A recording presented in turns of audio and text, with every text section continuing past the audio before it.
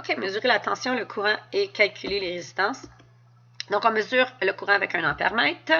Vous voyez ici la machine avec laquelle on mesure. Le symbole pour les formules qu'on va utiliser, c'est I pour intensité. OK?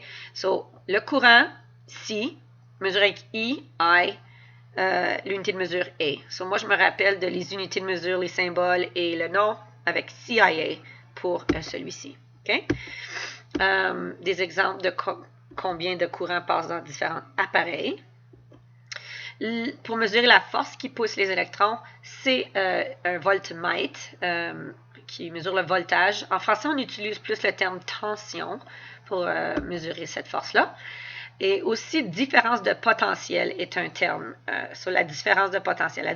Qu'est-ce qui pousse sur un côté de la pile et qu'est-ce qui ne pousse pas sur l'autre. Sur la différence de force. Et c'est essentiellement ça que ça mesure. Symbole V, unité de mesure V. Donc, ici, tu pourrais même dire voltage V. OK, ça, c'est tout des V, mais tu dois connaître le terme tension aussi. Beaucoup d'appareils vont prendre 120 volts. Tes batteries, ben, c'est 1.5. Puis, si tu les additionnes, si tu mets plus qu'une batterie, ben, ça s'additionne. OK? Les petites 9 volts vont souvent avoir 6 piles de 1.5 à l'intérieur de eux. Et ça, c'est des exemples. OK? Comment mesurer la tension? Donc, pour la tension ici, ça devrait être une ligne droite. Là. La tension, excuse-moi, le courant en ampère-mètre. Le courant, on veut voir qu'est-ce qui traverse le circuit, donc il faut le mettre dans le circuit. On l'ajoute dans le circuit, puis les électrons vont passer à travers de là et on va pouvoir mesurer le courant.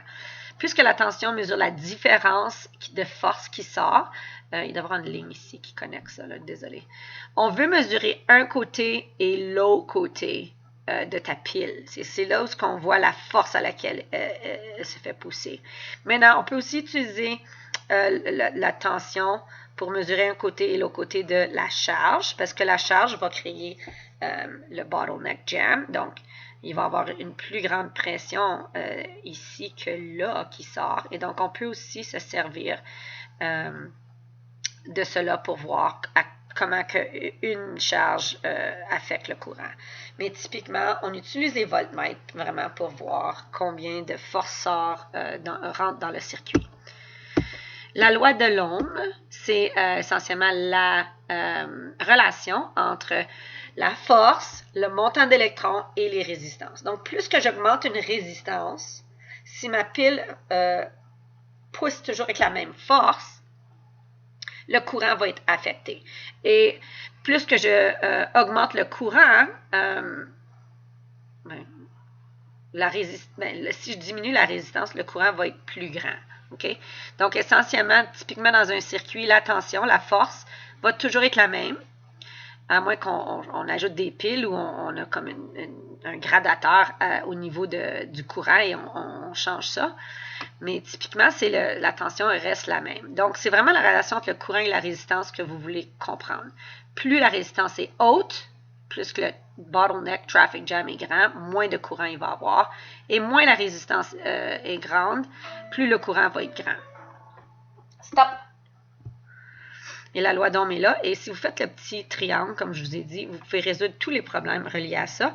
L'unité de mesure pour la résistance, c'est le signe oméga, puis on appelle ça des ohms. Donc, une résistance de 10 ohms, de 100 ohms. Et le mot ohm vient, oui, de Lululemon, hein? Ohm. Quand on fait du yoga, on essaie d'enlever toute la résistance, diminuer la résistance dans notre corps. Et oui, ça, c'est le symbole Lululemon. Essayez de vous en rappeler. OK, donc en conclusion, c'est une petite animation si vous voulez la lire. Pas une animation, une belle image en anglais. OK, si vous voulez la lire pour comprendre. Et c'est tout.